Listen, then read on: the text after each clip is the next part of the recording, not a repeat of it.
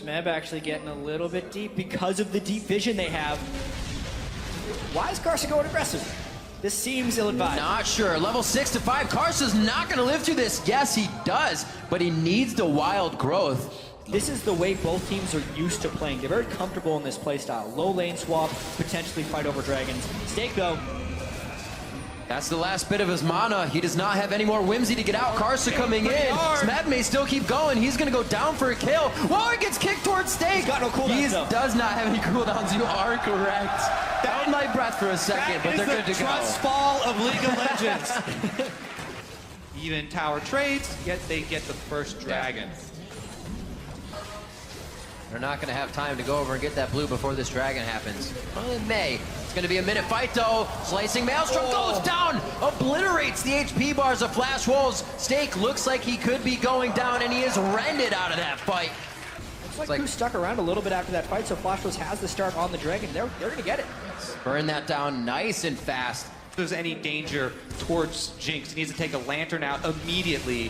Whereas Maple could fend for himself. They get the ultimate there down. No, that's not what you want to do with your Kennen. Gorilla gets thrown into the fire and cooked up immediately. That's exactly what we were talking about. It's much better if Gorilla gets himself in because he needs to be able to get pulled to safety. Flash will capitalize off a mistake. He is the guy that pulled the trigger. They find their pick, and they get another pick here.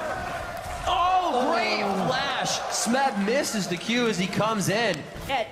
They haven't been able to get any advantages out of that vision. They're really seemingly playing defense with high pressure. Maple just blows him up, gets the ignite early. Prey thought he could save with heal, but ends up losing his heal and dying too. And then just amazing reaction to flash that extra dude. Oh, let's watch this engage here because KOO's ability to throw Kennen in does really mess with your estimate of the zone control. Maple doesn't distort in.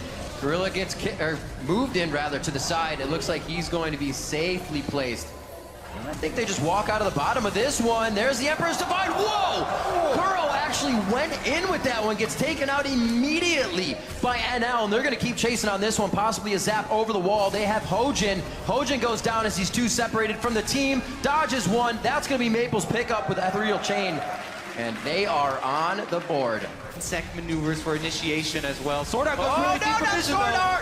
Hojin finds what they want, got the pop-up. Oh, a great dive-in, stopping the Thundering Shuriken to keep him alive. Do they actually want the fight, though? They have no support here, and they're going to take it in the jungle. Kuro to the backside there. Can he be all right? Karsa kicked him in. That's the kick you were talking about, Kobe. They get it once again. NL gets excited, takes half a Gorilla's health. Maple goes in. Can he pull himself out? He does. The ignite. And the ignite to boot.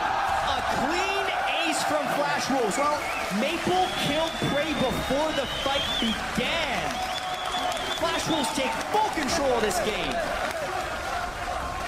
They did lose Karsa, rest in peace, but they'll gain the Baron for his efforts. Rest in many pieces, the kicks coming in. The audacity for NL to be on the front line there and meet Karsa in that fight in a channeled jungle. To finish a Lulu Zeko, he's so far ahead of the curve once again in this game. Oh, word. My word, oh, good Lord. That's exactly the kind of thing you cannot have happen. Everyone was thinking it was going to come down to this tiebreaker between Flash Wolves and CLG, and this potential repeat kaboom of Pain beating CLG. Flash Wolves isn't even going to let that happen if they can close this one out. They're going to take first and basically end this group. Maple and Prey gets hit already. Double Boss not going to do too much for him getting back into this one. A huge crit rocket coming in. Slicing Maelstrom cannot get to the targets. They are able to get two. A little too far forward for NL and Karsa. That worked out nicely for KOO, actually. That was failing. That was not doing well. So there's even more pressure on you. Doesn't seem to phase him. Doesn't seem to phase Maple either. Takes down Prey, and he's starting to have nightmares. He does have the Lulu ultimate, and they are playing every advantage that they have right now to the max in the face of KOO Tigers, right to the fountain as they take down the first inhib of the game. Obviously, inhibitors don't give gold. Inhibitor defending turrets give very little gold. Oh, teleport behind him. Yep, that's Darius well behind him. Fight on two fronts. See if NL can get himself to a safe spot. Great box by SwordArt. The hook onto Smeb. Smeb doesn't look like he's going to be able to do too much here. Possibly the kill to SwordArt. He goes down immediately. Prey still down in this one from previously. And it looks like they are actually, Prey went down. We saw him heal after that damage from Maple. But it is just so chaotic right now for KOO. Running for the hills, looking for solace on the fountain, and they can't even find it between their Nexus turrets. Maple comes up with another assassination onto Gorilla. And it looks like they may be able to close out the last inhibitor here. Yep, picks and bans as well. Flash Wolves has been very strong with that phase. Already coming out to try and defend. They can't stay here very long, though. They have to make a move, and Maple actually does it. Over 90% of his HP. Slicing Maelstrom only going off over the KOO Tigers. A huge ultimate that's really needed to control the fight for Prey to get where he needs, for Hojin to do what he needs. This is when the game really starts to feel bad, when you know you can't do anything because minions are crashing into your base. You have to call too many members back. Play here. It gives another fight to Flash Wolves, right to Prey in the back line. No chance that he can live throughout this fight. Kuro's gonna be next.